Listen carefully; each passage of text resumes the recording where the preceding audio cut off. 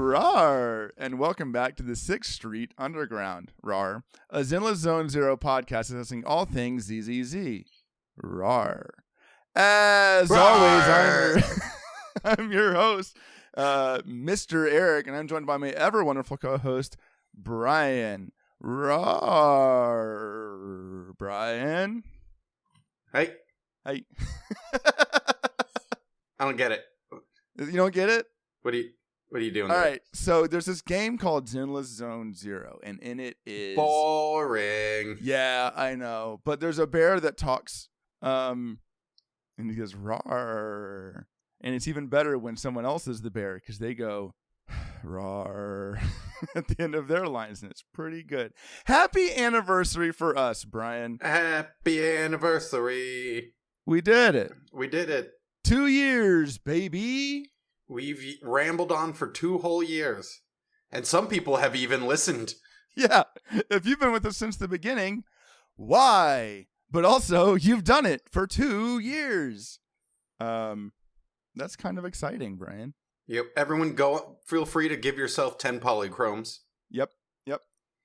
Check your mail. They'll be there eventually. But to celebrate 2 years, Brian, we have like a pile of stuff that we get to talk about today. TV mode is returning. Yes, the return of TV mode. They're actually going to be mailing every player a remote control you can use to control TV mode so that you can have the true analog experience. Ooh, I'm excited.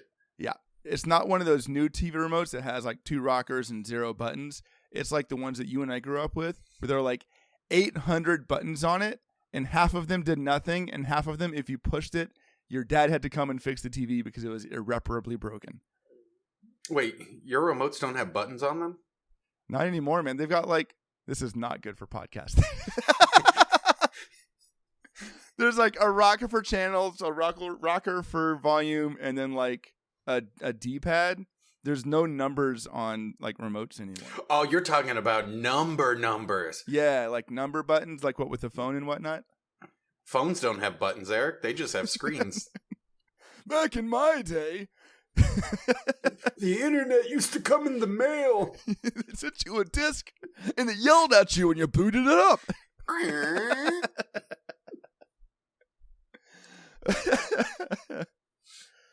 Well, that's it for our second anniversary. We're just going to reminisce about the 90s. We're just going to pretend like being born in the 90s makes you old. So today I want to talk about a bunch of things, Brian. There's a bunch of events going on. There's the new recurring endgame mode, the endgame mode that I want to talk about. And then it has been over 2 weeks. This is going to be our episode where we talk about the season 3.1 story. Sleepwalker's Confession.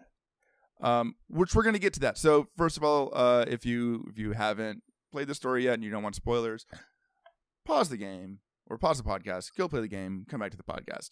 But before we do any of that, Brian and I strategically decided to record a day late to make sure that we had the chance to roll for Sigrid if we were interested in getting Sigrid. So I'm going to talk about Sigrid, and you know what question I'm going to ask, Brian. How did Sigrid go for you?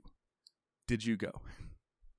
I have not played ZZZ. I just came home from work and then jumped onto this. Oh, no! I never had a chance to roll for Sigrid. Right now. We're doing it live. Yeah, you were like, we're going to talk about Sigrid. I'm like, all right, pop off, fam. Her? Eric. Right, yeah. Did you get Sigrid? I did get Sigrid. And while I explain my Sigrid journey, you can go and just roll for her real quick. Oh God. All right, here we go. We've never done that before. All right, pressing play. The game is loading. Yep. I'm doing like a what do they call it? Mukbang? Yeah. Yeah, I'm mukbanging ZZZ. Or I got really lucky with my Sigrid rolls actually. I did a 10 roll at 60 rolls in and got the sweet double S rank TVs showed up. Nice. Guaranteed.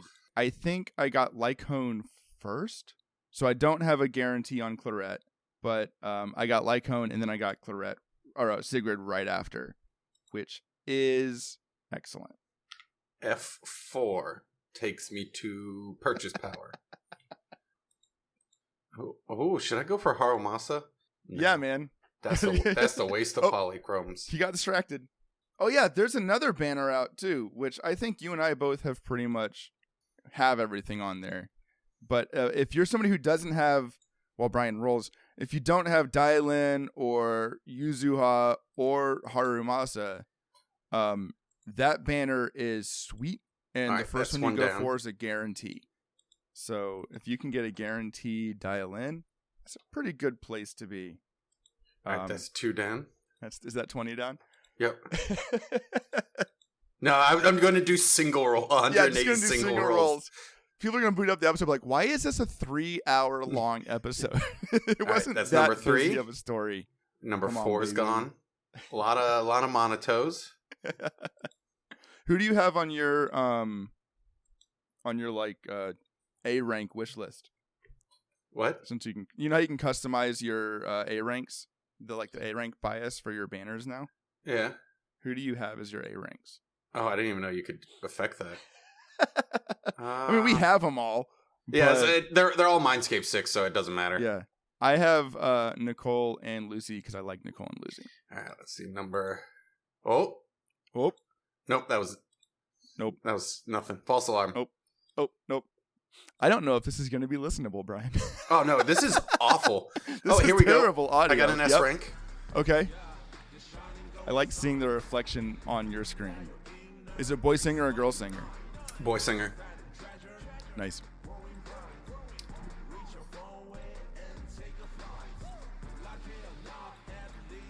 For anyone who's wondering what this silence is, it's me bobbing along, and then Eric's bobbing along to me bobbing along, which makes really good podcast is listening to people silently bob. It's like taking your headphones off at a silent disco. Hey, I got her. I won. Hey! Congratulations, Brian. All right, easy game for babies. So now that you have her, how do you feel about her? How did your journey go? Ever since the beach event, I felt really good about her. Yeah.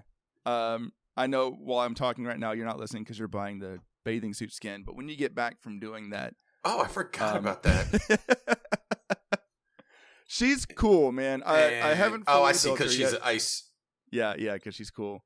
I haven't fully built her yet, but she's very fun to play. There's tons of different ways to build up her stacks, and so it feels like a very reactive play style for her. All right, almost anything. Yeah, there you go. Congratulations, Brian. And before anybody in the chat goes, Eric bullied Brian in the rolling for Sigrid. I knew Brian was going to roll. Oh, I was gonna. You just didn't give me any time to do it. I was rushing to record a podcast because we have so much to talk about, and we spent 10 minutes listening to you roll for a character instead. Sigrid slaps, man. It's a little weird to have yet another ice character, and I need to get her built enough to actually use her in like Deadly Assault what do you mean, or something. Another ice character. Like there's another only ice character. There's Miyabi. Yeah. There's Yadhari, and now there's Sigrid. Those are the only ice characters they've actually released. The Ellen Joe erasure is even worse than what they've already done to Ellen Joe. At least they've buffed Ellen Joe. Yeah, where's Hugo at? More like Hugo. Hugo. I got Hugo's W engine because I was like, this is going to be good for somebody. And I had all the other W engines. And I was like, it's even got an ice thing. This is going to be perfect for Sigrid. It is not. It provides like 15% more crit rate than she can use. So there's no...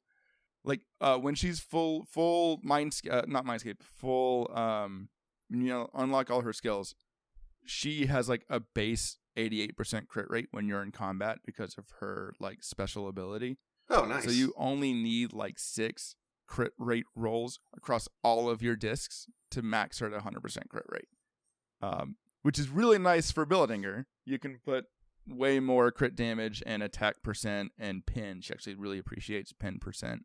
But it does mean that you can't use Hugo's W engine for her, which is kind of a bummer.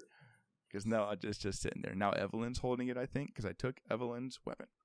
Oh, poor Evelyn. Yeah, I know. Poor Evelyn. I have Banyue. I don't use her anymore. And now that Bernice is back on being on top. Yes. Bernice is so good now. It's awesome. I think we'll probably talk Sigrid a little bit more next episode, and like if there's anything special to talk about with the way she plays. Originally, I felt like it was very complicated the way she built up and expends charges, but essentially, after you do almost anything that looks impactful, so like her fourth, after her fourth attack, basic attack, which is where she jumps in the air and dashes down. Yeah. After her EX special, after her ultimate, after a dodge attack, actually a dodge counter, all of those, if she's got her meter full, you can just hold attack and you do a spear, a powerful attack, a big spear. When you do that, it goes up a rank, rinse and repeat all 3 times, and then it just resets over and over again. So it's this really cool like flow of combat. The other thing that's like just important to know as people start playing her a little bit more, she technically has, essentially she has 3 EX specials. She has her special attack if you don't have enough energy, which you're never going to use because we never do that. We only use EX specials if they're purple. Except for like, there's like 1 or 2 characters that actually like, they're like, you can use it whether or not I got energy. I don't care. Remielle, like if she's got her bar full, just hold it. Yeah. And that's all. That's it.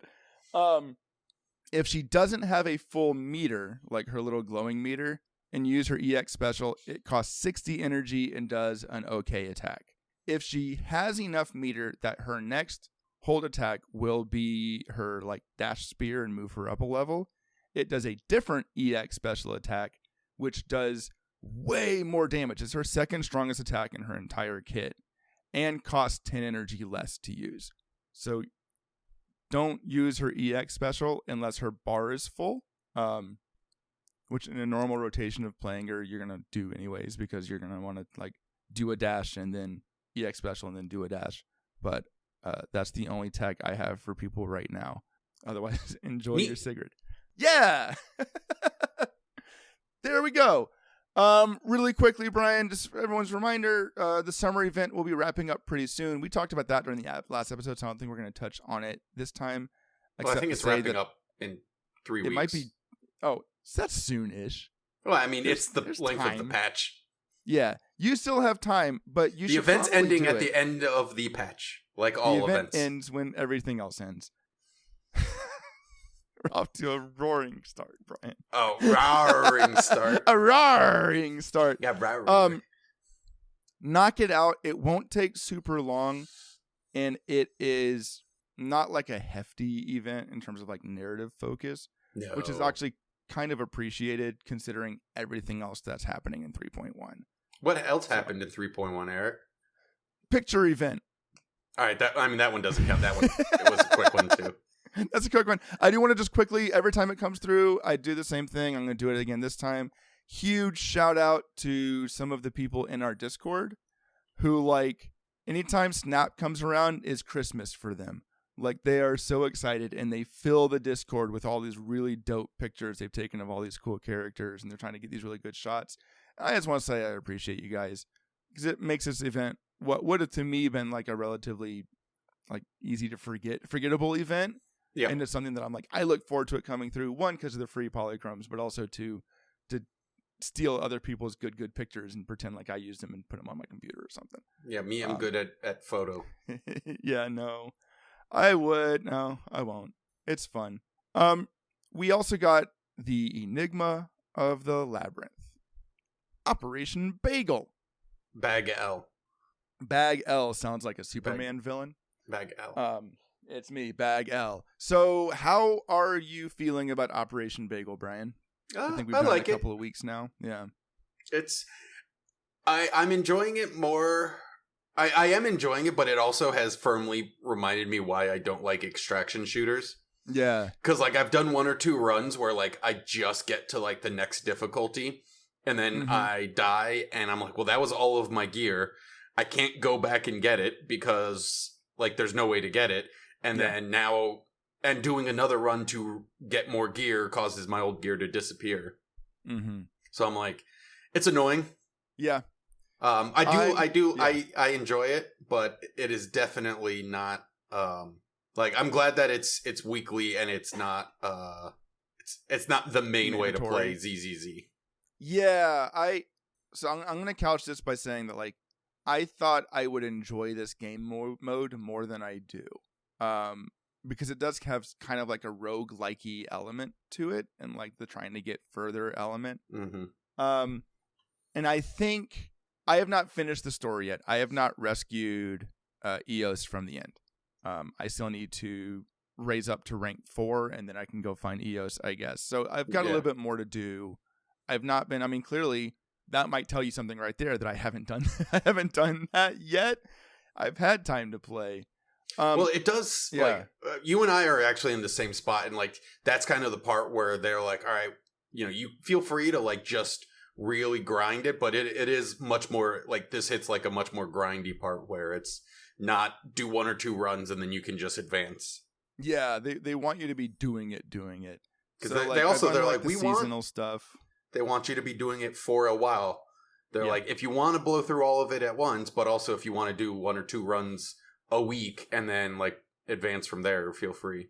Yeah, that part's appreciated. Like I think actually I'm in this weird place where the part that I find the most frustrating is not doing the runs or losing stuff if I die. I don't have enough supplies saved up and money saved up that gearing out before each run doesn't feel tedious. Yeah. Like I'm swapping to make new things. And I don't have the recipe yet. So I have to go buy the recipe or hope I found the recipe. Then I craft the thing and then I put the thing on and then I die. So I have to do it again or go find it. At a certain point, it will be like you remember the Bang Boo event that was like a prototype of this? Yeah. Towards the end of that, it was super fun because everything was just like I could just deck myself out in the best stuff. Yeah. And just go do a run. Grinding when you're too high to go to the lower level, like everything you need is in the newest difficulty. Yeah. But you don't have the equipment to do an easy run yet, and so you're just struggling through.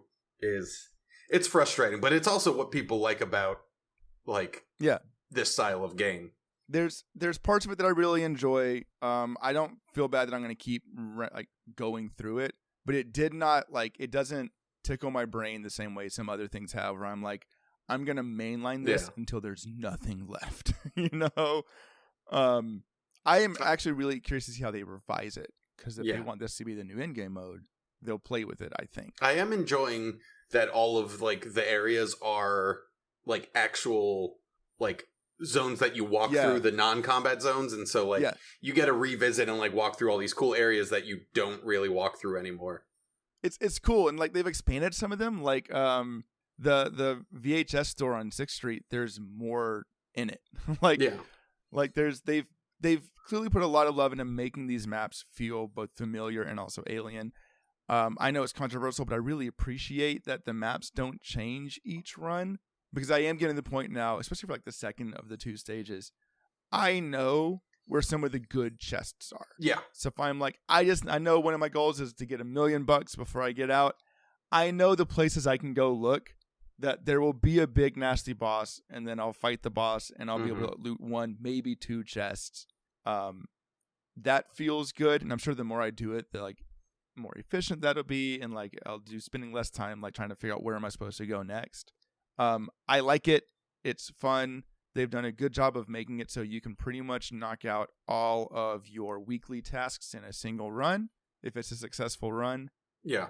And sometimes that's all I have time for, and that's okay. But I do think like the last thing I'll say about it for me at least is once I've gotten all the polychromes from it, once I've like done all the major things, I think if I was given the choice in how am I going to do my weekly end game mode clear, I would probably go back and just do a Hollow Zero run, then do a Bagel run.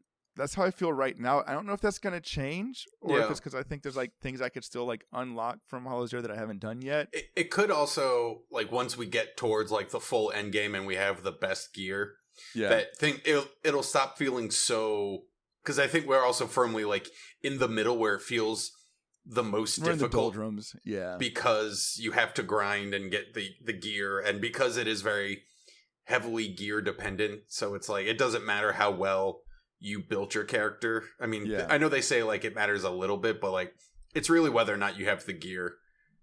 Yes. Which I have not tried using characters that I like but aren't void hunters yet. Like, if I've been doing runs, I'm like, you can go with Yesheng Wang and just keep mashing her sprint and like speed through the stage. Yeah. It's like, that's usually what I go to, or like Remielle, because she's the new hotness. I haven't tried going with like a Banyue, but with like the best gear I could put on Banyue to see if it feels equivalent or if you can still feel like the power dynamic between a void hunter and a non-void hunter character. If you really like that mode, or if you feel like we are missing something, jump in our Discord and let us know, because I'm sure there's something. Please tell us. We're trying, but I'm sure there's more that we could be doing. Or if you're like, no, Eric and Brian, you guys are in the sour spot, just keep riding it, it'll get better, let us know. All of that is still exciting, some really cool stuff. I think we've dawdled long enough. Let's sleepwalk our way through the 3.1 story. I don't get it. It's a sleepwalk. It's called a sleepwalker's confession, and it's like when you tell people that you fell asleep and you ate all of an entire bag of frozen pizza bites. Oh yeah, no, I also have that condition. It's medical in nature. Just standing there in the open fridge door, illuminated by the blue light of the freezer, just horfing down bagel bites. Still waiting for my insurance to pay for bagel bites. One of these days, it's a medical condition, and that is my medicine. Mm-hmm. Let's talk about 3.1, Brian. Let's walk our way through it. Sleepwalk our way through it. Let's sleepwalk our way through it. We open with, we are told that we need to go meet with Wise and Rose Califer. Rawr! Rawr! So we go meet with Wise and Rose Califer. I do like that they're anchoring us back in the slice of lifey part of living in Rose Califer. You show up and Wise is like, I made breakfast. Yeah. And Billy's at breakfast for some reason. and Cecia's like super sleepy and eating eggs. And then eats Belle's eggs. Motor oil. Because it's Cecilia. And then like there's this general conversation. We're told there's clearly a mastermind. We learned from 3.0 that there's a mastermind, but they haven't done anything yet. And I liked this nod. Or have they, right? I like this nod of being like, it's weird that something hasn't happened. Yeah. And they're thinking about that, but that's not really the priority right now, because we are also in the midst of Rose Califer slowly opening their doors to outsiders. Yeah. By way of fancy tea parties. So we learned that all the Sunbringers, Norman and Valina, are going to be at a tea party. We also learned that like, and there's conversation like Toby, if we remember Toby the Bang Boo from the previous season. Toby. Norma's been working on Toby, and any day now, Toby is going to be like fixed enough that they can go get more information about the mastermind or what the heck is going on in Rose Califer. And then they decide they don't need Cecilia, Billy, or Wade in the story anymore. Yep. So they go shopping, I guess. And that's it. Yep. They'll come back later. And then Remielle shows up. Nuh-uh. Mr. Roar shows up at the door. I liked that Belle's first thought was, did you beat up an old man and steal his outfit? How could you do this? Belle is like convinced that Remielle is like queen villain. I do like the idea that like either the guy who is Mr. Roar has multiple Mr. Roar suits to the point where one of them can go missing and people wouldn't notice. Or Remielle stole Mr. Roar's clothes and he's just like hiding somewhere. Like, I don't know what to do. I don't have my bear anymore. Well, the best part is that the door we open is the one that is across the street from. So Mr. Roar was just sitting there watching someone dressed as him. And he's like, all right, I guess. He yells, I don't get paid enough for this, and then throws waffles at passersby. I really appreciate the vocal work that the voice actress for Remielle did in this season story was very, very solid. Down to the like half commitment to the voice, the Mr. Roar voice. roar. And sometimes she like drags it, but also like just the whole motif. She never like gives energy to it. She's like, I guess we could do that too. Roar. Yeah. It's so like monotone. Oh, it's so good. Amber Lee Connors. Good job, Amber Lee Connors. An open invitation. Is that Amber Lee or Amber Lee? Amber, space, Lee, space, Connors. Well, the Connors wasn't up for debate. That was unnecessary information. It's important to use someone's name if they're going to someday be a guest on Amber dumb little podcast. Amber. Anyways. Remielle gives us a little lore dump really quickly out of nowhere. What did she tell us? Do you remember? She talks about enchainers. Okay. Basically, enchainers are emissaries of the creator, which lets them alter the rules of the hollow. Cool. So that's the big rulers. Things. Yeah. Like Geppetto, Nineveh. They mentioned that Sarah was only a partial enchainer. Yeah. But yeah, the more they talk about it, this creator is like the being behind hollows in their entirety. Yes. That's what it seems like. And I like their delicate power scaling of being like, you've never encountered an enchainer before. Nineveh wasn't quite one yet. Geppetto wasn't quite one yet. My theory actually is that Geppetto, because whenever you beat Geppetto, he never dies. Like Nineveh always flies away. Yeah. Geppetto doesn't just fly away. He gets pulled back into the hollow by red strings like a marionette, right? Like a puppet. So I think the being pulling Geppetto's strings is the enchainer for that hollow. Who is the Nightbringer? Yes. The Nightbringer may be an enchainer. We just haven't met them yet, so we don't know. we don't know. Because the Nightbringer is a good guy, because he helps out Lucia. He helped our girl Lucia. We know enchainers are important. They're the true lords of the hollow. They're linked to the hollow, and they're able to control everything in the hollow. We might circle back to it later, but it does make me wonder if we being like humanity knew about enchainers before the hollow disaster that destroyed Helios Academy. Were they trying to artificially create an enchainer using Belle and Wiglaf and their class to have someone that could control a hollow in that way? Because they had to know about enchainers. Yeah. Because we'll talk about it later, but they definitely knew about enchainers. This is not like new information. Good. So in that case, that's what I think was happening. Because like Perot's can make rifts in a hollow, and like we'll see. I'm probably ahead of myself. Remy's telling us all this cool stuff, and then she just has to bounce. Yep. She's like, I gotta go. Because Valina shows up and says, it's time for a birthday party. Yep. We gotta go to a party. Let's go. Oh, we also got words about like enchainer larvae. Yeah. Which is like the potential to become enchainers, like Gertablulu. And Bashmoo. And then we also learned Void Hunter weapons are connected to enchainer larvae. Yes. Right? So there's a lot about this chapter that's about like, okay, here's why Void Hunter weapons are significant, and also here's why Void Hunter weapons are bad, and why we've seen so many negative effects, and like why we don't see that with Miyabi is because she doesn't use tailless if she can't help it. Yeah. She doesn't deal with it. And then Valina shows up. Remy puts back on the roar disguise, and then sneaks out. We go to a tea party, and we get a phenomenal cutscene. Oh yeah, no, I loved it because it shows that Flint or Clarette Flint is not a serious person. No. She pretends Sigrid.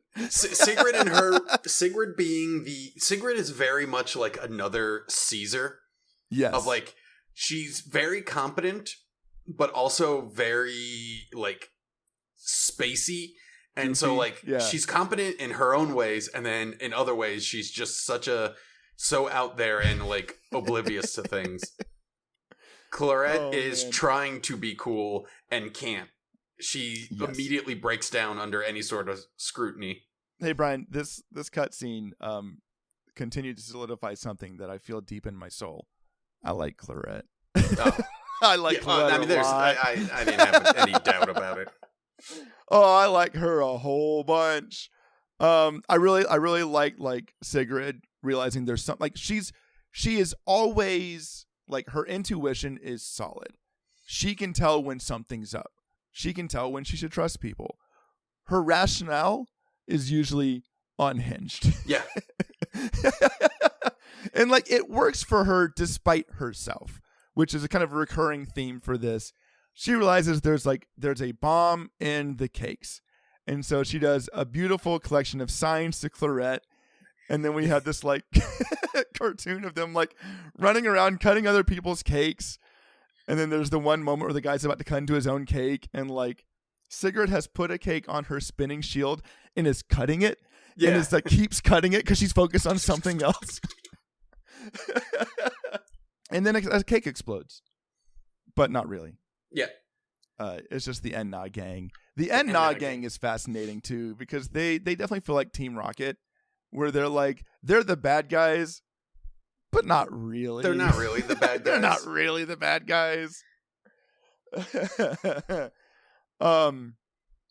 And we see there's kind of a trend throughout this whole episode of things seeming like they're going to go bad, but then other people, because they don't expect it to go bad, are just, like, totally willing to buy or go with whatever that happens, right? So a cake explodes, and you would think they'd go, okay, someone just tried. It was Sigrid's cake, but someone's trying to attack us. Nope, everyone just starts clapping and cheering, and they're like, oh, what a fun surprise. How exciting. Well, because, like, it explodes, but, like, there's, like, a character that pops up out of it. So, yeah, it just looks like it was, like, a silly little, like... Yeah. Oh, those foreigners in the sky. They do weird things with cakes. I don't know. Really good. This is our first meeting of Lindvern also. Yes, we meet Lindvern. I like Lindvern as well. She's my favorite of the three Sunbringers, I think. Yeah, I mean, she's definitely the one with the most personality, I would say. I mean, we haven't dealt with much with Eldrada. You know, you really just had the one thing where you saw her. Dracina's fine, but she's definitely playing, like, the quiet, competent one. Yeah, she's the one that's actually competent. I have them in my notes as Baddie, Bratty, and Baby, and that's how I'm keeping track of them. Oh, okay, yeah, no, I can see that. Because she's a baddie, but I like Bratty. There's this whole bit. I don't know if you talk to people, like the extra conversations. There's a whole, like, dialogue with Lindvern and Sigrid about finding broccoli in their snacks and being afraid to eat their snacks now because there was broccoli in there, and so Belle has to save them by eating the broccoli out of their snacks because they're children. You would think Sigrid would like broccoli. You would think Sigrid would like broccoli, but apparently she doesn't. I don't know. I guess she just likes carrots. She likes, well, you know, and oats and cubes of sugar. Yeah. We also learned, like, the Enna's pranks tend to not be very good pranks. So, like, as a revolt against the new logic course Nomura was working on, they piled a whole bunch of bananas up because they knew, like, you can slip on banana peels. But they don't eat bananas and they don't want to waste food. So instead of stripping out the bananas, they just left a nice, neat pile of bananas, and a bunch of students were happy to have free bananas and help themselves. They are just the goofy band of misfits. Absolutely. But the other thing we also have is the fact that Dracina isn't missing. No. Because at the end of 3.0, she went missing, and so that was the first flag of, like, she's not considered missing. They say that, like, she's involved in planning, so you're like, oh, what happened to her? Yeah. They just say that her and Eldrada are busy and don't elaborate. And I was sitting there going, like, did I misremember? Because we saw her get taken too, right? We also, we because, like, you didn't actually see her, it was like a portal opens, she turns around, and then she's just gone. Cut to black. Yeah. We also learned there's a singularity leakage happening at the singularity leakage has not been cleared up yet at the CCD. Clarette is up on a visit from Virium. As far as I could tell, and correct me if I'm wrong, Virium must be ocean level. Yeah, I'm not sure because I don't know if they've actually said where. They just keep referring to the fact that like you have to travel to it. It is not just part of Rose Califer on the bus line. You travel to it. A lot of people went to Virium instead of Rose Califer because they weren't as high ranking for a secondary tea party. And then I think I remembered Sigrid saying something about like that's how like when we saw her traveling on the ocean during the summer event. Yeah, she said that's how she does stuff around Virium. I think someone tell us if we're misremembering or whenever I assume we'll see Virium in 3.2 because we know Clarette's coming, but there's the logistics there are interesting. But she has her workshop in Virium. It's a very important place. Clarette's whole theming is just punk vampire, and it's awesome. And she's a huge sucker for flattery. And it doesn't take much. Yeah, I like that she played like a haughty snuck up of like, oh, I did this. And she's like, thank you so much for doing that. And she was like, oh, okay. What do you need? What do you want? Okay. I know I'm susceptible to this. I'm still going to do it. Whatever. Then the tea party ends. And then we go meet visitors from Tops. There's some people from White Star, a guy named Metis. And then Truvia. Professor Oakley of Metis Academy. And Truvia. Mossent's adopted daughter, Mossent being the head of High Ambitions Corp. Truvia, we learn, is there on behalf of High Ambitions Corp. We learn that she is a specialist in hollow navigation. What a surprise. Yep. And she's a part of Tops. Yeah. And then we had that wonderful moment where they gave insight into Sigrid, and she was like, oh, I can clearly tell something's awkward.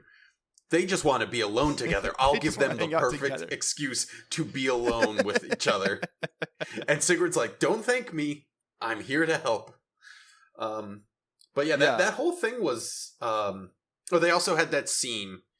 You had that quick flashback to where Helios is blown up.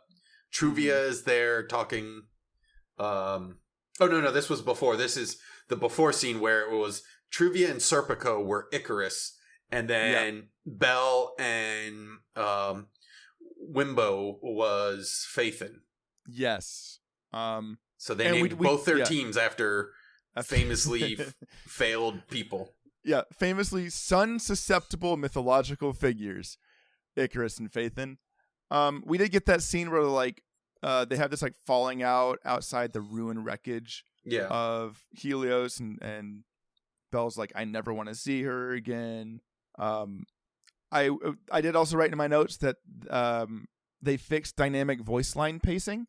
Yeah. This is the first time in the story that I was like, oh, hey, it just flows now. So that's much better. Hopefully it stays that way because it's much better. But then we have our little moment in the gardens. And I thought that was going to be worse than it was. I thought it was going to be really tense and terrible. And it ended up being kind of like more, I want to say mature in a weird way, but it was a mature conversation from people who are like, this is in our past. We acknowledge it. There's other stuff going on. Well, I don't know. I would say it's the opposite. She very much refused to acknowledge it. So one, Truvia still has her implants. Yes. Which, there goes our theory about her being the storyteller. Okay. But when Belle tries to mention anything with the implants, that's when Truvia shuts down saying, that's in the past. Okay. We don't have to address it. Let's just move on. So it's the opposite of a mature conversation. It's got you. And then I also have it's a rom-com moment. Well, at the time I was like, oh, it's a rom-com moment because Belle's like, Truvia, there's something I need to tell you. And she's like, I don't want to hear about it. And she said, okay, I won't warn you about the bomb in your head. Yeah. The fact that at any given moment a beast could spring from your skull. But it was very much Truvia's just as long as we don't talk about the past, everything's fine. We can just pretend nothing ever happened. Okay. And then that's right. Then Winston shows up and he was like, "Hey, I was told you would be here, so now Now we're here, and Truvia says, "Okay, I'm gonna go now." Okay, bye. Yeah, they're gonna have to do a lot more Truvia in 3.2 because like they brought her in, and you had this one conversation, and it wasn't about her anymore until like the very end. Yeah, well, right? I mean, what happens later on kind of shows why Truvia was acting the way she was. Yeah. But anyway, we're done with that. We're gonna go infiltrate the Enna gang. We're gonna infiltrate the Enna gang because Toby's memories data is fixed, and they're able to see a guy putting Toby into a machine. We can't see the guy's face, of course, but we know it's the Enna gang's turf. But there's a problem. We can't get there without bottle caps. If only someone had bottle caps. What are we gonna do?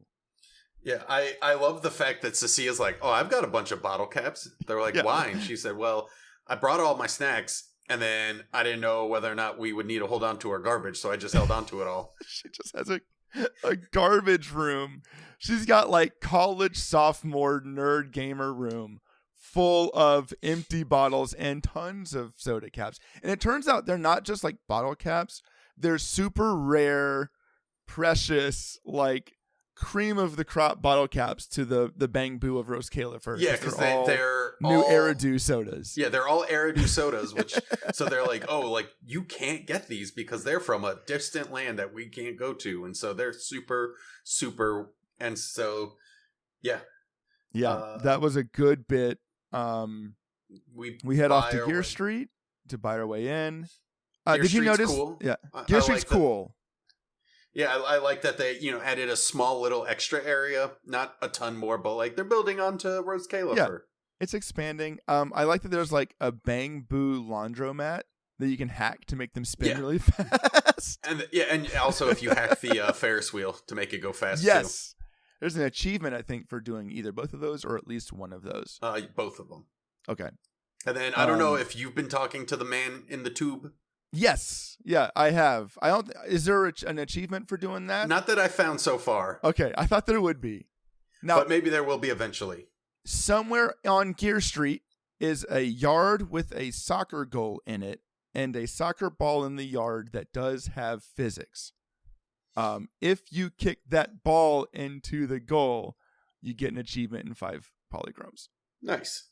You can get that ball stuck in a building because its physics are pretty wonky, but if you reload the area, it spawns again.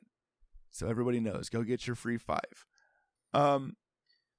We find out that the Enna gang are deeply committed to protecting Lady Sunbringer. They set up a new kind of dialogue that we hadn't seen before. Is this like Phoenix Wright style battle dialogue? We had seen it before. It was in an event. It was in the first summer event. Right. Was it the first one? I thought it was the most recent summer event. So they brought it back briefly, but they introduced the battle event in like the first summer event, and we had legitimately not seen it again for a year. I forgot it existed. Yeah. Wow. Good memory, Brian. But yeah, awesome. So yeah, we have that little thing. We have that fun little boss battle with the guard. To convince our way in. And then we're talking with them, and they're like, oh, pretty much the only people, there's a bunch of Data Boo getting a revelation about Sunbringer. It's all Data Boo. It's like any ones that are actually working with the Rosetta data inevitably will get this revelation, which basically compels them to like seek out the Enna gang because they're like, oh, I've seen the truth, I have to go help protect Sunbringer. Yeah. Which we don't get to find out what it is. But and then I have a whole bunch of like different Boos just listed down because then I'm like, then it's Sonic Boo, and then we meet Totoro Boo. But yeah, so I enjoyed that little like the new Sonic Boo. So now we've got a couple different Bang Boos like droids to hack and do puzzles with. Did you notice when you got to do like the rolling around Bang Boo? The rolling around robot thing, the first time you do it, they use the music from the racing arcade game as the background music when you're running around as that guy. I didn't. Oh, they do. They do that. All the music was really solid for that whole area. There's like lots of really cool like chunky synths going off, and it feels techy in this kind of neat way. We learn about the retro flux zone, which sounds like a Sonic level, but it's like the depths of the underground beneath, like inside Rose Califer, I should say, instead of beneath it. And we know that like not only is there stuff done that like there's rumors of creepy tall bang boo down there, all kinds of wild things. Yeah. But yeah, so we go down there. They're like, oh, hey, tell Totoro Boo about the revelation you experienced. And we were immediately found out. 100%. And so they were like, the only way to solve this is by bringing you before the Great One. The Great One. Who is Remielle. Yes. No, I did accidentally go down that pathway before they revealed it was Remielle. Like before talking to Prophet Boo. Yeah. And the music changed before, like, as I was walking down the pathway, but the door didn't open up. So I knew who was behind there because they shifted to her theme. Because the theme, like, area was outside the door. So I went back, talked to Prophet Boo. Prophet Boo's ancient. He's been there for a longo time. Yeah, he's been there since the original Sunbringer 100 years ago. Yep. And so now we get our way through that. Yeah. I also think it's interesting because I think they mention it. It's like he met Lady Sunbringer like once 100 years ago. It's not even like wasn't like her personal bang boo or connected to her.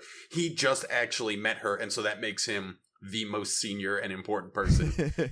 Yeah. It's one of those it reminds me of like that scene from Gladiator where like who's it, like Prospero, the slave owner, and Marcus or Maximus is like, you knew Marcus Aurelius, and he said, I met him once. I did not say I know him. Don't know him.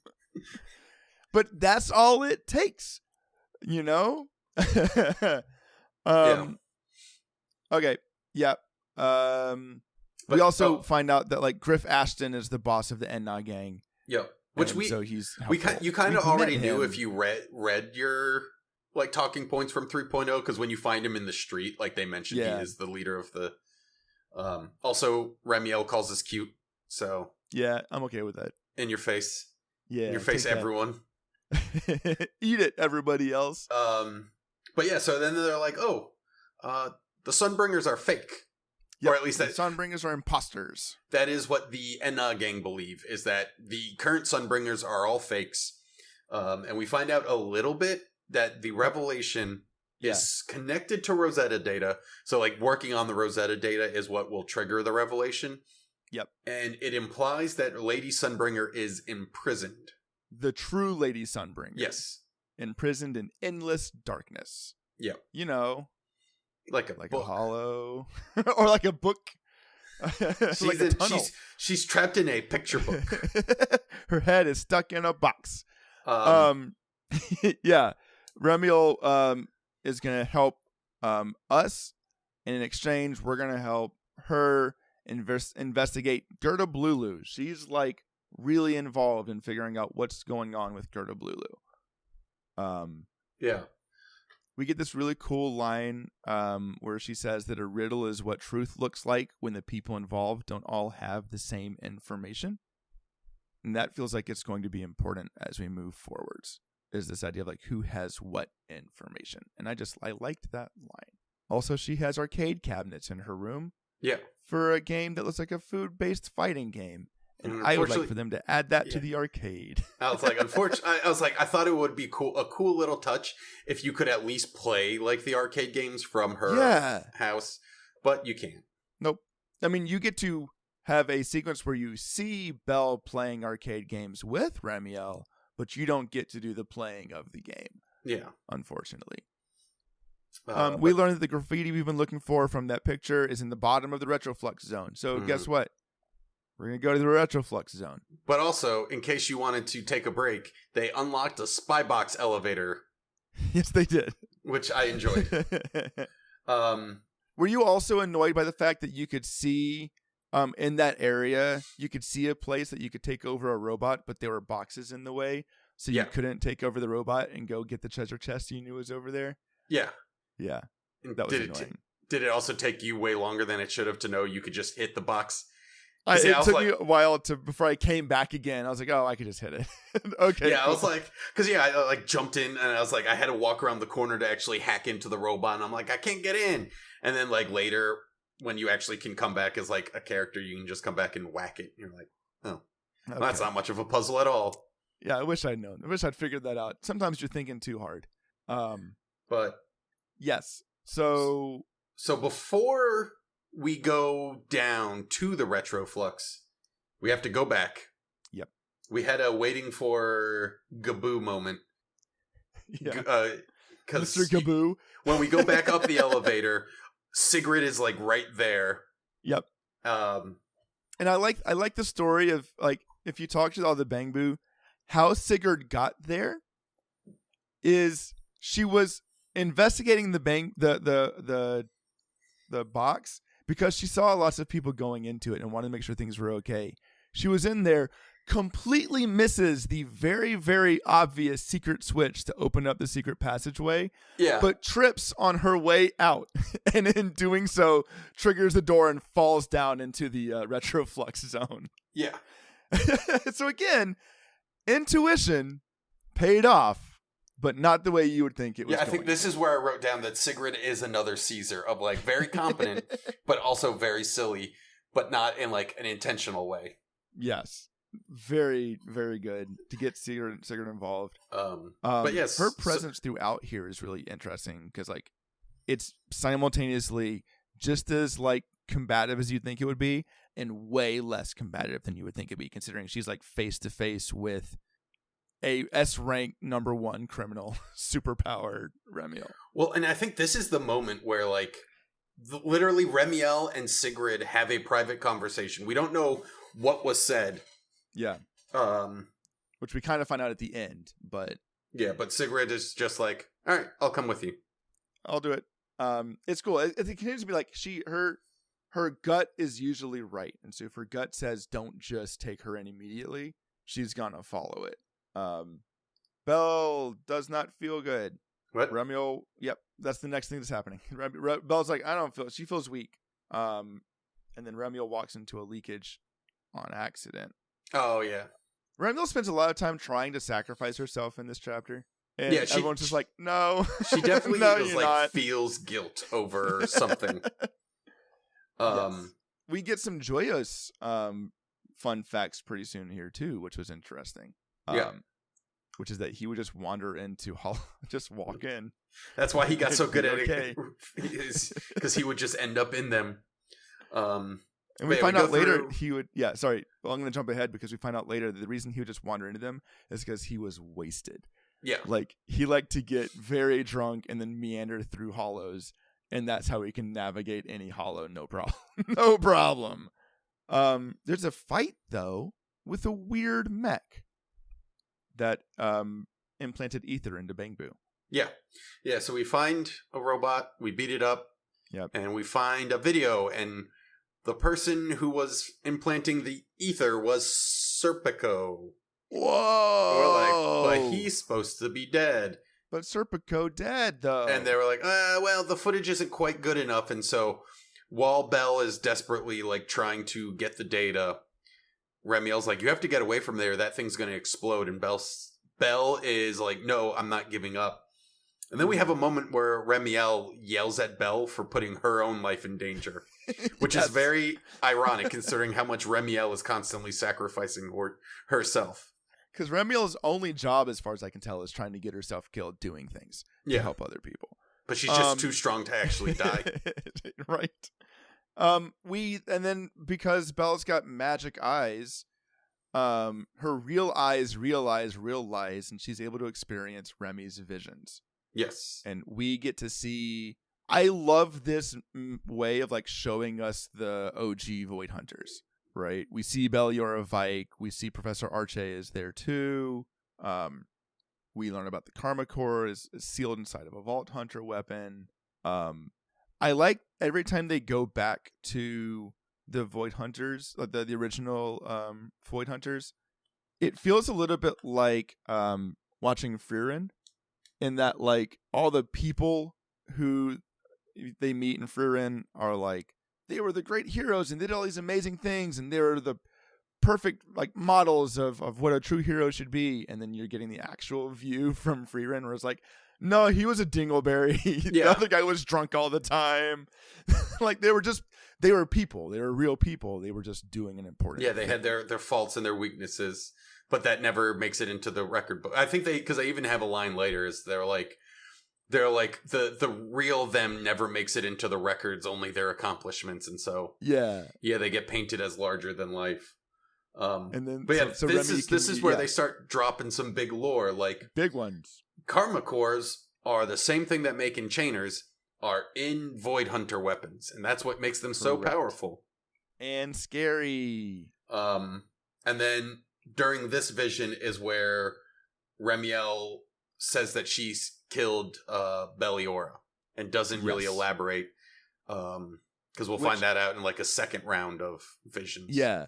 Or if you'd watched some of the videos they released before this patch came out, you saw the video where they had that experience. But you find more details about it. And so I like the way the red herring from the trailers for this season, where they always they would juxtapose Remielle vocal, like saying, I did it, I killed her, over a picture of Sunbringer. And so you're going okay. Yeah, some big Incredible Hulk during Avengers Endgame energy. We're like, he wasn't there. That's not what happened. But then we start thinking about then like what the Sunbringers truly are then. And we get this line about how like they foresaw a coming storm.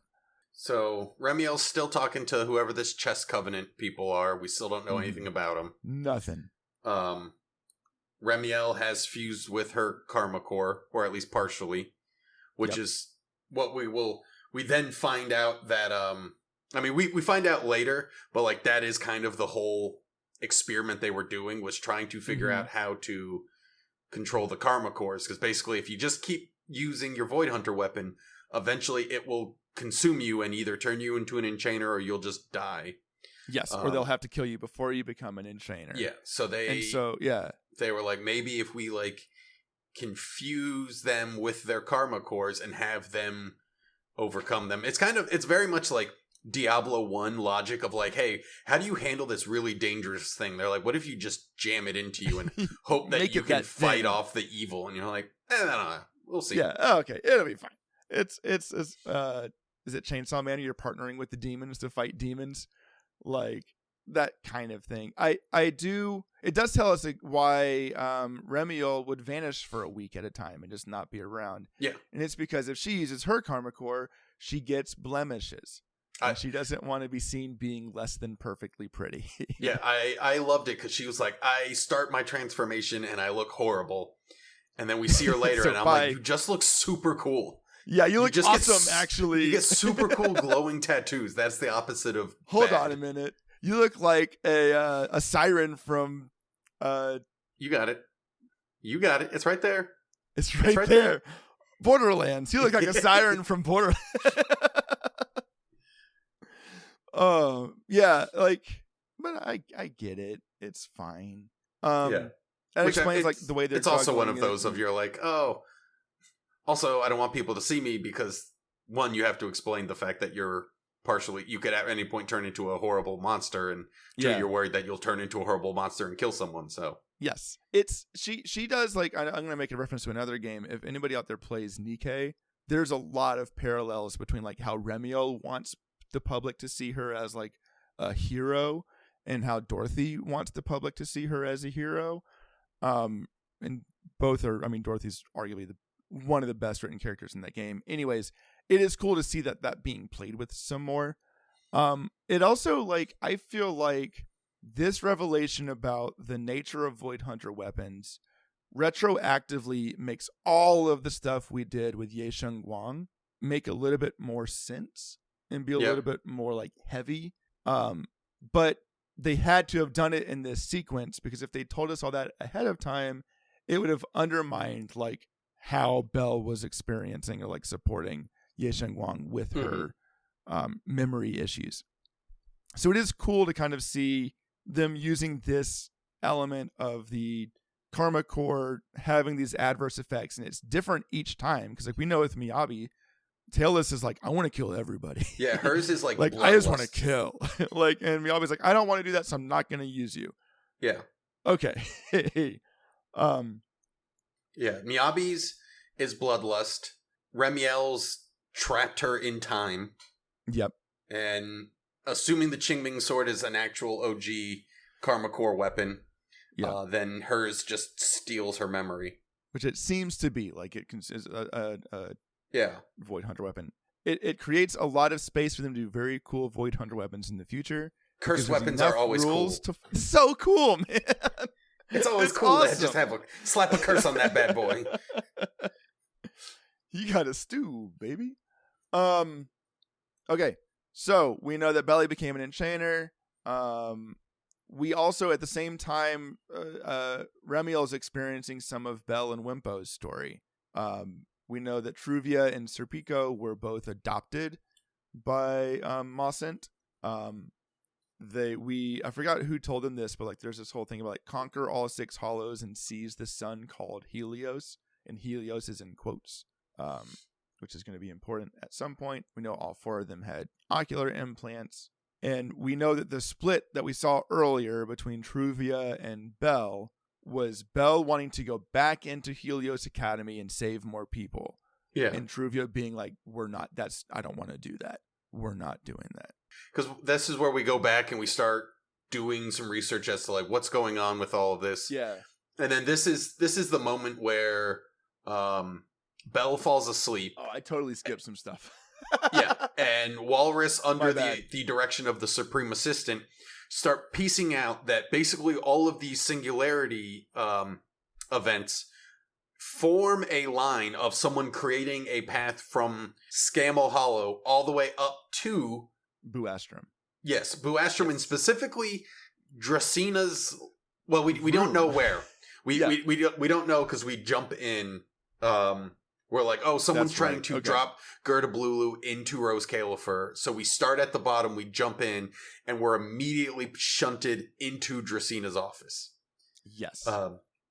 And then this is where she immediately turns evil and like tries to kill us, but kills Truvia. Yes. And then we have to run away.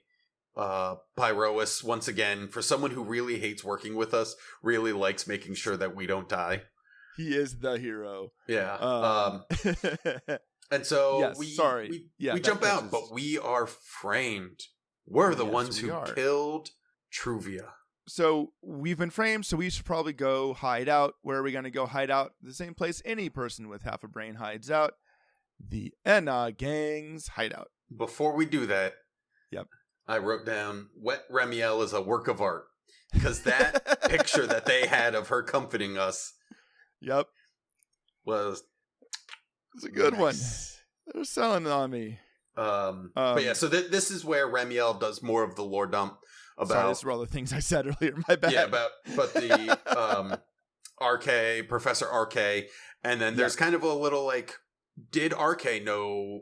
Because like they didn't really fully tell them the risks of what they were doing, or whether or not like what they told them was what they were actually trying to achieve. Because they're like, they were trying to fuse with their Void Hunter weapons, which were turned them into artificial enchainers, which is how Belly died. Is she enchainified? She became an enchainer, and Remielle had to deal with it. And then there's some serious Professor RK's a villain red flags going on here, man. Yeah. Like, and there's a little bit of like, how much did Sunbringer know?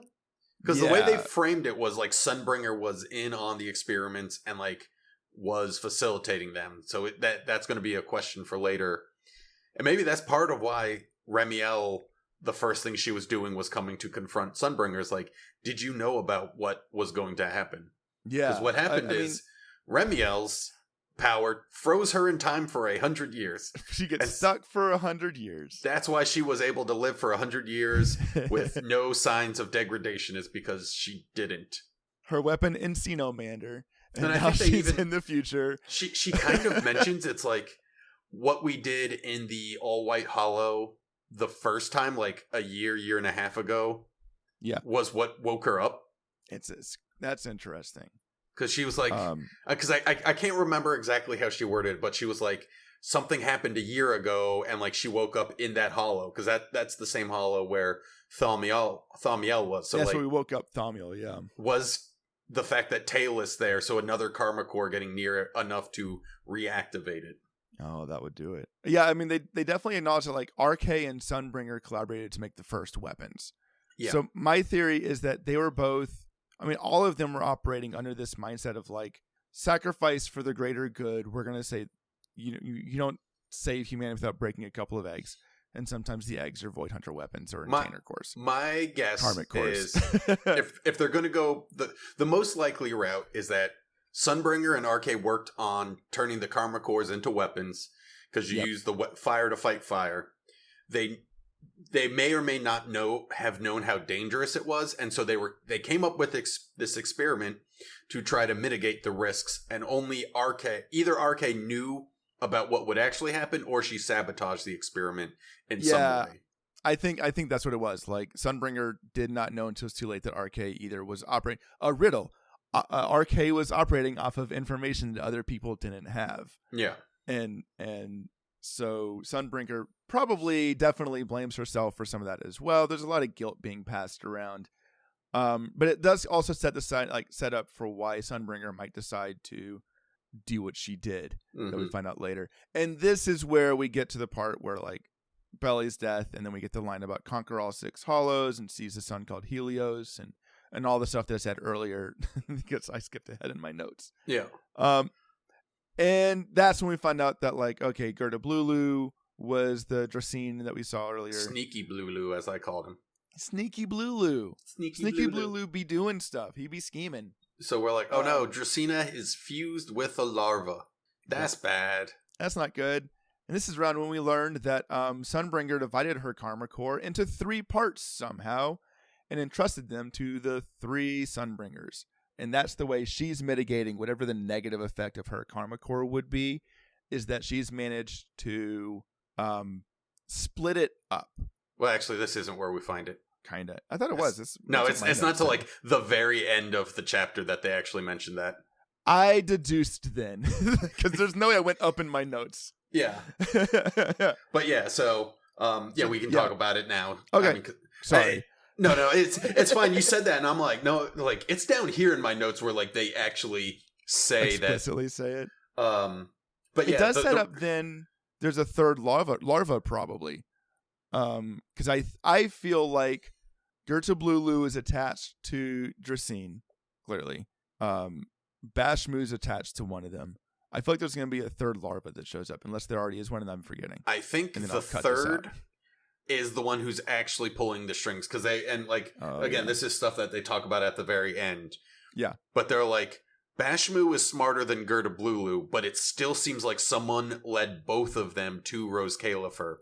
Yeah. So I think their plan is to have the other 2 try to assemble as much of the karma core, then the main person come in, grab the karma core from Bashmu, and basically just be able to get all of the benefit without any of the work, and they become an enchainer. Or it's everything you just said, but being orchestrated by somebody who wants the karma core for themselves. Yeah. So like it's to make a weapon, or for whatever reason. Yeah.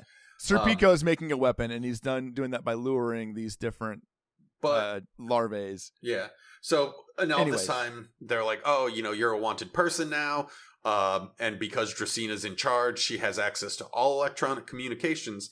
So there's no way to like, we can't go back to Amber Hall and connect to the hard disk drive. That's when Remielle says, well, we do have the one that's in Rosewick, the secret part of Scamal Hollow that we used to operate out of. Yeah. Or because Sigrid's like, oh, we found it. And then Remielle's like, oh, no, that was like the original HDD. That's the OG HDD. The OG HDD, you see. So, this is where Sigrid fully trusts us. And she was like, yep. I love it because, again, it's the intuition of a very innocent person. She was like, hey, I'm going to trust you when you say that a monster has taken control of Dracaena and we can't directly confront her. And instead, we need to come up with an elaborate plan to rescue her. And then you have to promise me that if you actually did try to kill her, you have to just turn yourself in. And we're like, okay. And she's like, all right, cool. As long as we're all in agreement, like we all stick to our word. Let's roll. I've got a plan. And boy, does Sigrid have the best way to sneak past airspace. Best plan. Or airspace your own control. What's that plan, Brian? Double Remielle-bow. Roar. Sigrid has a Mr. Roar and a Mr. Roar alternative skin. Growl. I loved it because they were like, where did you get this from? And she was like, I definitely don't own one of these. These definitely aren't my personal Mr. Roar costumes at all. What are you talking about? And I just love how she's like slightly offended that we didn't love the idea of dressing up as Mr. Roar. And she keeps correcting us for not saying, like, no, you have to say roar at the end of what you say. Roar. Which in another way kind of makes why Remielle was able to get away with dressing as Mr. Roar more, is because people probably thought it was Sigrid. Yeah, that's fair. They're like, this is the first time we've seen someone dressed up in cosplay Mr. Roar. Oh, it's so good. We also learned that pretty much everyone working in airspace might be dumb as rocks. Yeah, I was like, they're the airspace cadets now. Because they are really, that's good.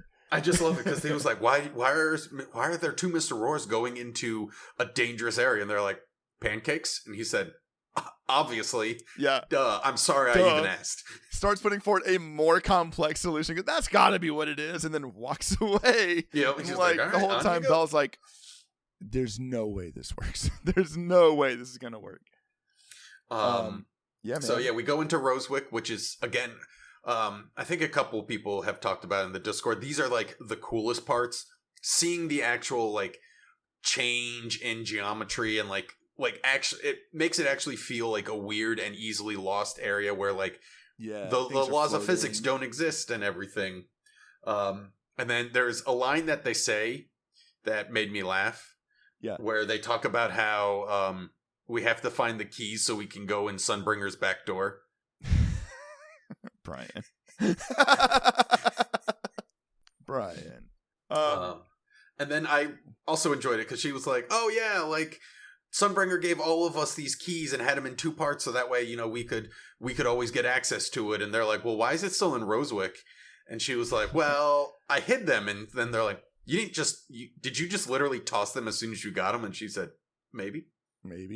What? She's like, but they're here, so it was a plan all along. We get more of that like real like Void Hunter lore, like Hoshimi constantly got lost, and Sunbringer was super awkward, and Joyous was a drunk, and we're able to glean that like Remy was just a brat. I like that all of the Hoshimis share the same amount of like everything has to be a training exercise. Yes, that blood runs strong. But I also liked it because like once we put the keys in and like the building Rubik's cubes itself, and then they talk about how like, oh, like they did this, and I'm like, what do you think the people working in the building felt when they rearranged geometry around them? They were like, so annoyed. Like, did they like feel weird, or was it one of those of like in a spaceship where like you don't really feel the change in orientation? Yeah. Every room's actually on a gimbal, so it can all rotate, but they're always kept on a perfect plane. Gimbal, son of Gloin, is the joke you're going for. No, I was trying to think of any of the other sides of a dreidel. No. It's what? Gimel, Shalom. No. Fahugu gods. Nope, not even close. But anyway, so we go in. We fight. We have a really cool fight sequence where like the room keeps expanding and more monsters show up. And then for a brief second, I thought we were going to have a slight return of TV mode. I know. You saw the big like laid out screens. And I was like, oh my God, it's TV mode. And she's like, oh. And I like Belle's even like, oh, this looks like the original hard disk drive. And then it just happens. But I also like that they had the moment where like Belle gets to work immediately. Hollow deep dive. What? Isn't it a hollow deep dive, not hard disk drive? Hard to describe. Okay. I think that's one of the moments where if ZZZ was a $70 game instead of being a live service experience, that would have been the plan. Like, you would have revisited TV mode in this interesting way. If they had the dev time for it, I'm sure they cut that for time because they have to crank out so much. I mean, honestly, they probably didn't even think about adding it because they're like, at best, it was a 50-50 split, and we're not going to throw it back in. The most is just kind of having it set up in the way TV mode was. Yeah. As an old reference to hard disk driving. It's pretty cool. I wrote down here that at this point, I'm fairly certain Remielle could have just put on a fake paper mustache, and she would have never been found for the rest of her life in Rose Califer. Yeah. She would have been fine. But yeah, so this is where we have even more lore dumps about. Yeah. This is where they talk about how Rosetta Data was created 100 years ago. Yep. And then that's where I have, it's like, it's been 100 years since people have started being able to explore hollows. What has been the reason for no real progress? Like, so there's obvious things like Nineveh and Geppetto being like the big things, but it's like Hollow Zero is hard. Hollow Zero is hard, but like it kind of feels like there's a lot of like ever since like this whatever happened that ended all of the Void Hunters has really kind of just at that point humanity was on a back foot, and they were just like, it's taking everything we have to hold the ground. We can't even like push forward. Yeah. Which is interesting. That's why like Mayflower's trying to put together a new Void Hunter squad to move but, forwards again. And again, you know, it's a little because it's like, you know, the Void Hunters were 100 years ago. Yeah. And then Helios, the Eridu disaster was 10 years ago. So like in those 90 years, like what else occurred that kind of, or is it just a series of every time they start making progress, there's another disaster, almost as if there's a very smart intellectual force making sure that they like, the creator is actively fighting back. It's not just a like passive primal energy source. Which that's got to be it, and we're not going to deal with that till we can go confront the creator on the moon. Yeah. The moon is the creator. The moon is the creator. It's an egg. It's the moon egg. It's anime influence. So there's something wrong with the moon. Cecilia is the ultimate hero because she hears that the moon is the creator's egg, and then she just eats the moon. Unhinges her jaw and eats the moon. Oh, okay. So did we get another scene where... So actually, I had a question for you, Brian. We were told that the first party of the Void Hunters in this room was held by Mayor Mayflower. Are we to assume that the Mayflower family have been mayors of New Eridu for a long time? Or are we all pretending like Mayflower is not an immortal? I mean, it could be one of those where they're like, you know, they're like, oh, like, yeah, we use the term mayor because we think the term emperor sounds just a little too, like... Exalted One is a little too lofty. Yeah, I don't know. That's a good question Eternal as to whether or not the Mayflower... I mean, there's also the chance that Mayflower is like an intelligent construct. That's true. Actually, I didn't even think about that. That's very true. There's something up with Mayflower, and they're just not addressing it because there's other things going on, and I'm very curious about this dude.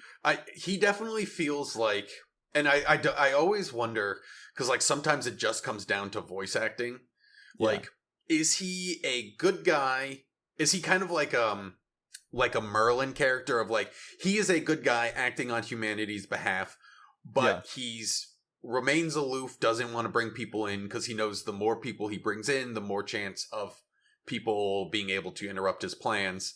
Yeah. So that's why he keeps people at a distance and is secretive and is actually just purely working for a benefit.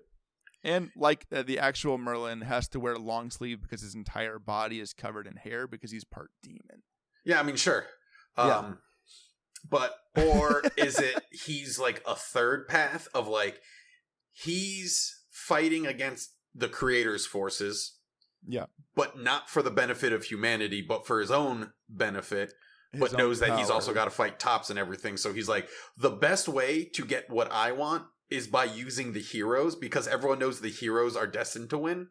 And so as long as I can betray them at the right moment with my superpowered maid squad, who I just conveniently have just buffed one of the maids by giving her even better abilities.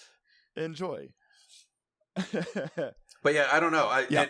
I'm curious. It's because his voice actor like has that level of like too knowledgeable to be trusted. Yeah. Like he knows too much about what's going on.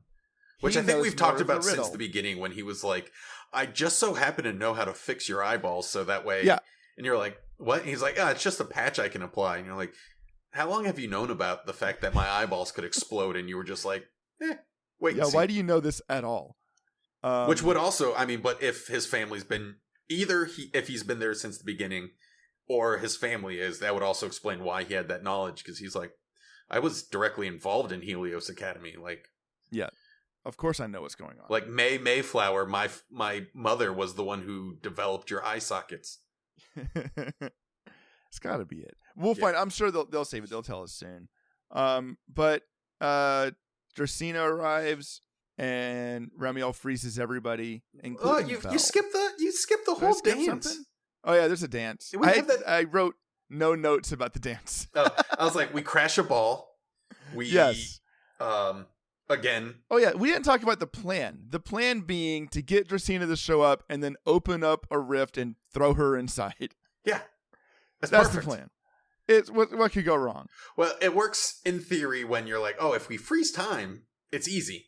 And then I love it because like we put down the little device that's going to open the singularity. And one of the soldiers notices something weird about it. And then Sigrid's just like, oh no, don't worry. It's a surprise for Dracena. And he was like, a surprise. A surprise. I can't wait to see what it is. I'm going to go. I love a surprise. But yeah, so we have our little moonlight dance. There's a moonlight dance. And Remielle flirts with us more. Yep. And then we crash the ball. And... Then Remielle's like, I'm going to sacrifice myself again. Yeah, and I promise I wouldn't freeze you. Yeah, Remielle says, of course you are, and I'm coming with you. she pulls the same wise Gamgee. It's awesome. Like, Belle breaks out of her freeze. I was like, no, let's do this thing together. And we go. And Remielle's like, okay, I'll find a way to kill myself later. Just fine. Let's go. So we have a fun little side-scrolly, dodgy the explosion. Yeah. Did you like my hint that I gave you when we recorded last time? Yeah. I probably would have had it happen anyway, but I did it intentionally just to make sure. Because like there was one time towards the end where I was like, I can make this sprint, and then I died, and I was like, I couldn't make that sprint. Yep. The first time I was like, I wonder if this can kill me, and it did. And then the second time I was like, I was trying to go fast. So I was like, I can do this. We have a fun little moment. We cut the energy tethers. It's one of those moments in video games, where you're like, I kind of get it, because like you have to have something to do, but also you're like, if she could have just done this, because like it took her like all of 5 minutes to charge up enough ether. It's like you could have done this like any time. Done this a while ago. I did like they're like Sneakyblullu is panicking and is trying to like force evolution by creating a cocoon and devouring Dracena in the process. I thought the little bits were like you're running on rails, which is really cool still. Like that has not gotten old I did like the way they set that up. So it's like Remielle is throwing things in the way to protect us. In the way, there's like rail cars getting blown up so that you don't get hit by the blast. Like it's so cinematic and cool. Yeah, very cool. And then is this where we get the flight sequence as well of like Remielle being like, I'm going to blast this dude. And then you enter like Star Fox 64 mode of like trying to shoot. It was really cool. It would have been way cooler if there was any way to actually fail it. Yeah, it definitely. Well, it's also one of those things where I'm like, I'm glad that's not the game. Yeah. So many times I've played video games where like they'll put something like that into it, but you can fail it, and because the game's not built around that. That's true, where it's like sucks. It's really clunkily put together, and you're like, oh, this is the worst. Yeah. Which maybe that's kind of what happened, is they tried the whole like, oh, we'll make it so like you actually have to control, and they're like, that's literally, we've not set our engine up to do it. It's like, it's bad. The controls are wonky and unresponsive. It's like when you're playing an action game and all of a sudden it becomes an RTS for a second. You're like, there's no way. Like, why would you do this? We have a really cool fight.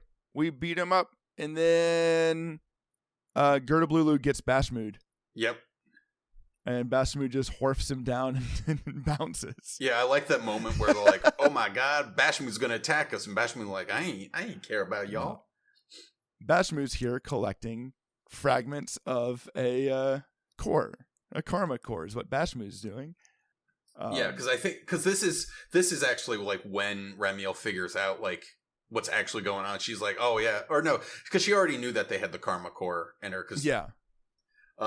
So she thought that like was able to rescue him in time, but now Dracena's in really bad shape because she had 1/3 of a god orb ripped out of her. Yeah, she doesn't have her god orb anymore.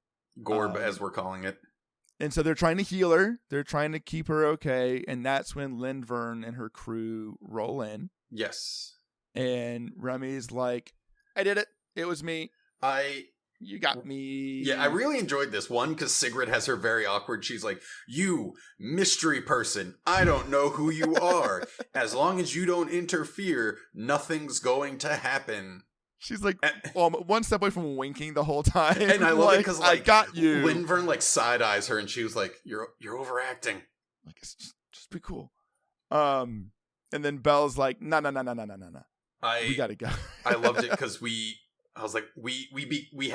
became Batman of like, yes, we're the villain, but now they can pin. They were like they were able to do what they wanted, which is make sure no one found out that Dracena had been possessed, which would cause everyone to not trust leadership. So now it's like, oh no, Remielle attacked her, and like, oh no, this person's gone rogue. We can't. Now we have someone we gotta hunt. And she did it in front of Tops and everything, so they were able to put on the pageantry. Witnesses. Yeah. And then we jump out, and this is where we find out that Remielle's horrible, terrible transformation is super cool, golden lines. Is that she looks like she's the lead from K-pop Demon Hunters now. Yeah. Like, oh, darn. What are we going to do? And then we officially have our second Void Hunter girlfriend. Yep. Because she's like... We did it. Oh, like the part where she's like, my dear partner in crime. Yeah. And I'm like, oh, cool. I don't want to put a label on it. But hypothetically, if we were on Facebook, would it say friends or partner in crime? It's one of my favorite moments in a gacha where they're like, we can't make it canon that you're tied to any one of them, but we make it very easy for you to just insert whoever you want as a romantic interest because buy our merch. Please, buy the skin. There's like, hey, listen, right now there's 2 skins you can buy. Yeah. I did notice around this scene, we got close enough to Belle's new costume. She has a button on it that says Ex Caelo Oriendis in Latin, which means born from the sky. And I thought that is a cool name for Rose Califer. Or like cool slogan. Like it's a cool slogan for on faith the button. Yeah. So the next day we're in the denouement here. We're wrapping up. Truvia is in intensive care. She's not dead. That's cool. It would have stunk if they killed her the same story. That would have been amazing. That would have been one of those moments in storytelling where you're like, you know, I see what you're going for, but there's a reason Chekhov's gun is such a necessary trope. Is because it is such a buzzkill when the story introduces a character and then they just are done and you're like, what was their narrative point? And they said, none. Yeah, red herring. But yeah, so that's where they talk about Bashmoo is on their way to enchaining. So she devoured Sneakyblullu and now is 1/3 of the way towards her objective. I bet you, which means Eldrada is going to be the next one, and then that's when Lindvern becomes the playable Sunbringer, and she won't get eaten. Yeah, totally. I was about to say, I'm pretty sure Lindvern will be next, and they'll save Eldrada for last. I think all 3 get eaten, and then we play as true Sunbringer as the playable Void Hunter. Well, that's what I think is going to happen. But I think it's going to be what I talked about last time, where it's all three is this like kind of like quick swapping conglomerate unit. What if True Sunbringer is just Jonah and the whale? Like she's just in Bashmu. She's just been chilling. It's dark. She's in like, here. Someone let me out. The quick cut, and she's like, I can't see anything. It's dark. It's dark. It stinks in here. Fun fact, ethereals don't actually have a digestion system, so I can't be excreted. I'm just here. Oh, there was a light. It's dark again. But yeah, so the three Sunbringers are living weapons. This is maybe how Sunbringer dealt with her Void Hunter Karma Core weapon, is that she split it up into three, so that way it wouldn't enchain her. And then she separated herself or got separated from it. And maybe I'm glad they have a plan. Something's coming.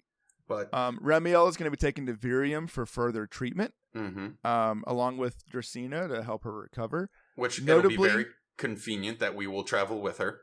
Yep. Of note, they make it very clear that Remielle is not being taken there as a criminal. No, I enjoyed it. It's like the next day, like Linvern and Sigrid come over and they're like, hey, how's it going? We know it was you. Like, they're like, cool. It was all part of the plan. By the way, Remielle's waiting for you upstairs. I wrote oh, here, okay. Like this was fully, everyone is on the same page. Everyone's in on it. I would pay real life money for a slice of life anime that's just Sia hanging out with Linvern and Sigrid. Like that's what I want. It's just those three. Oh, that would be a good sharing one. A brain cell, passing it back and forth like a hot potato. Yeah. And then the final scene is Serpico is alive, and he's being really mean to Truvia. And you know he's a villain because he's using a knife to eat an apple, and he's peeling it first because villains don't eat apple peels. Yeah, but also sometimes you just... It's interesting how like ubiquitous that is in like anime and things, and it's like that is not a thing in the US. I've never actually seen someone peel an apple unless it was for like a dessert.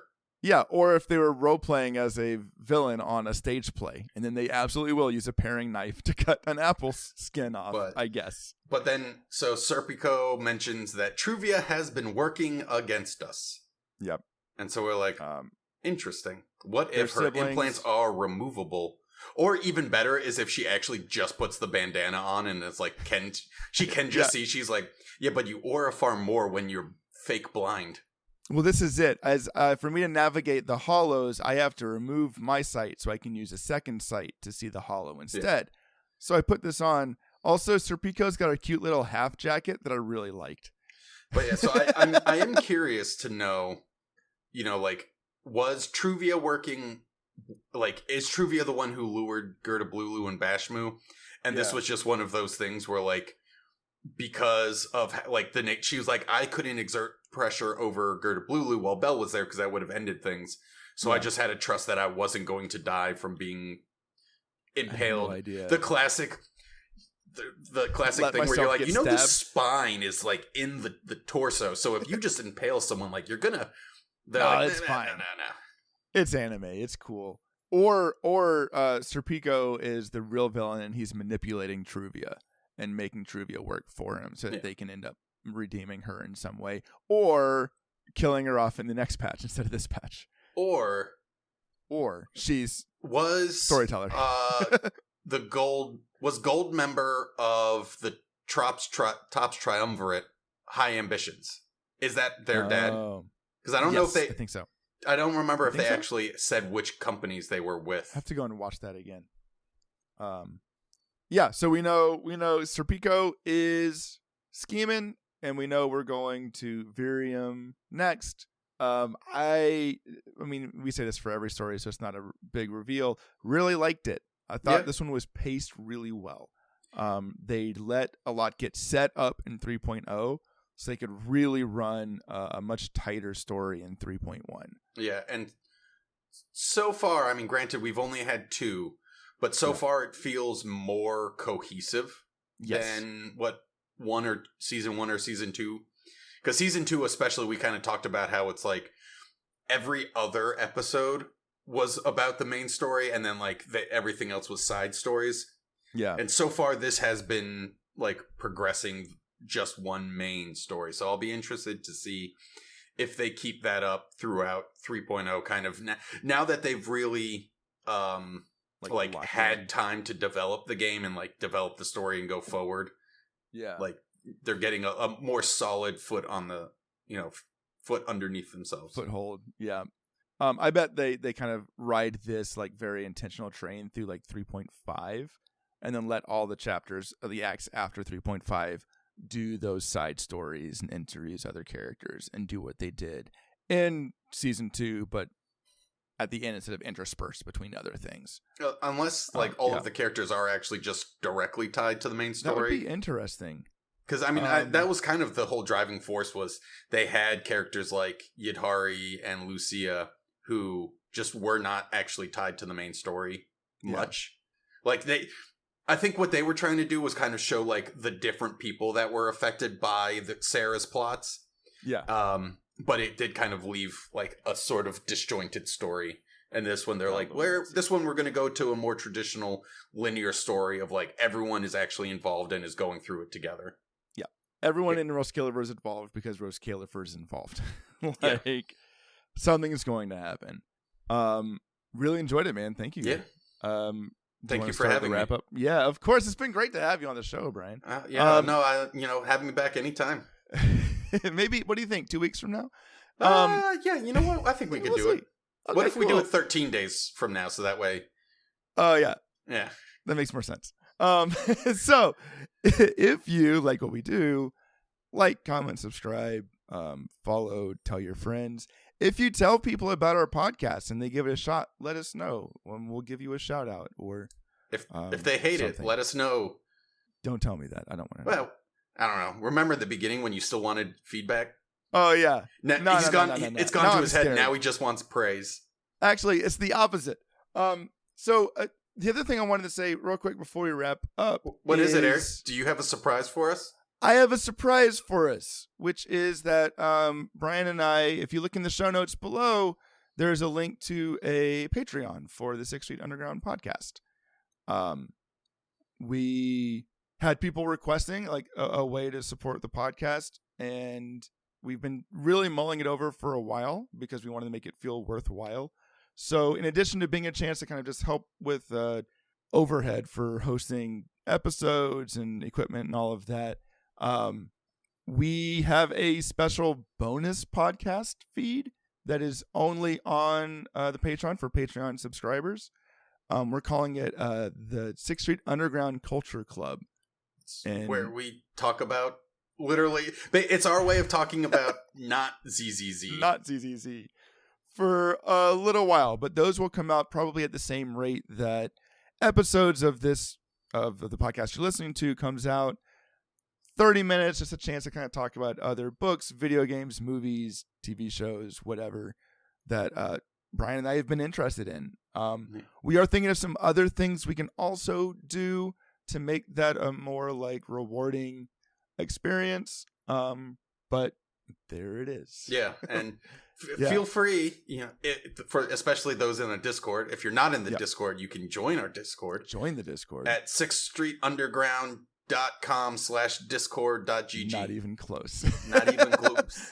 Nope, there's a link in the notes. But if you have ideas, let us know. Yeah, we've got a couple other ideas, and if anyone actually gives us money, I'll be shocked.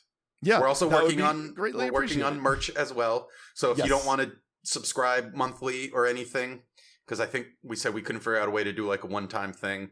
So I gotta set something else up for a one-time thing or something of just we're doing some stickers. I'm talking to an artist on one of these stickers. I want to eventually do like Discord emotes, or something kind of fun. So we've got a lot of things that we're trying to do if you are somebody who wants to support the podcast. And I will also say, if you don't, which is totally cool, nothing about this podcast will change. Yeah. Like, you're not missing out on any ZZZ content. But, I also, Brian, I didn't tell you, I set up a members-only Discord chat in our Discord and a video chat in our Discord. So if you want to talk to what are other those people, used for, Eric? I don't know. But if you join our Patreon, you get added to those. You can add yourself to those channels, and I don't know. We'll pay more attention to the things you say. I have no idea. We'll figure something out. Anyways, that's there. Hopefully it works, and if it doesn't work, let me know and I'll fix it. But otherwise, it's been a blast, Brian. I really appreciate this. Yeah. We're back in 2 weeks, which would be the 3rd of September for our next episode. Which will be like there will be like 3 days left of 3.1, I believe. That sounds right. We might have a special program for 3.2 by then. Otherwise, I think the past couple of episodes we've mentioned characters but not been able to really deep dive into them yet. We'll talk about characters. We'll talk about maybe you and I will probably be a lot further in Bagel, so we can talk about Bagel some. We'll have some cool things to talk about. Until next time. Roar. Roar. Roar. Oh no, it's the podcast is ending. Roar. Clop, clop. Clip, clip, clop. What sound do horses make? Clip, clop. Clip, clop. We snaw. We snaw.